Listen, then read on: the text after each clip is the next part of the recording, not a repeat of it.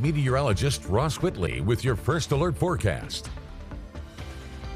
Beautiful weather out on the beach this afternoon. Yellow flag flying from Bay County to Walton County all the way across to Franklin. So everyone has yellow flying up, and you can see why. Just the afternoon sea breeze chop out there running in general about 1 foot.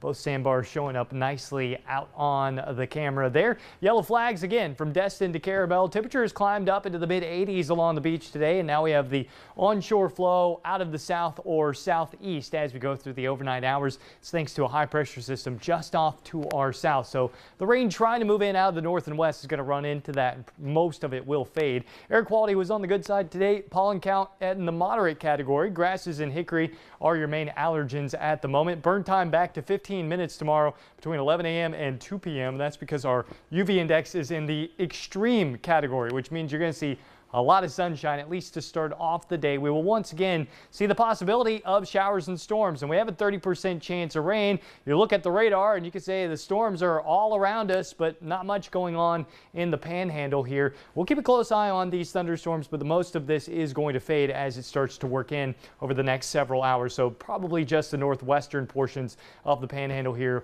potentially seeing a shower or storm threat. As you see, our futurecast says just all goes poof. As we go into the afternoon hours tomorrow, we're warm. We got partly cloudy conditions, 89 to 93, and then we'll have a line of storms. This will be basically an MCS or outflow boundary trying to progress from north to south as we go late into the evening and overnight hours. That's where our rain chances come from on Tuesday, and then on Wednesday, a little more traditional hit and miss pop-ups with the sea breeze. But once again, we could see storms organize into a line off to our north and west and progress in, as we're just going to see a series of disturbances working across the southeast. What does that mean for severe threat? Well, a slight risk for your Tuesday, and then on Wednesday, a marginal risk as we'll see thunderstorms working across. We have just enough instability and heat and conditions out there for storms to work together. They can produce severe weather. So wind being the main concern there, and then hail. There is a non-zero tornado risk, which means very, very low, but it is at least possible as we go really starting tomorrow all the way through Friday,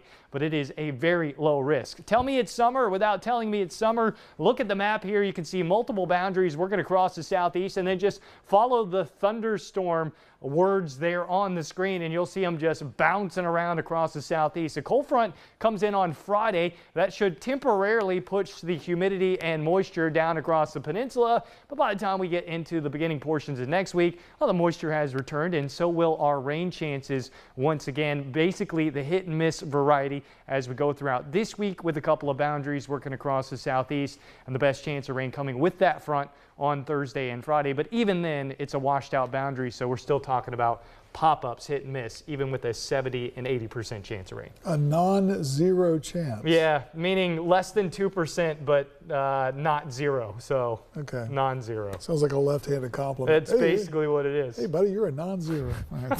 Thanks, Ross.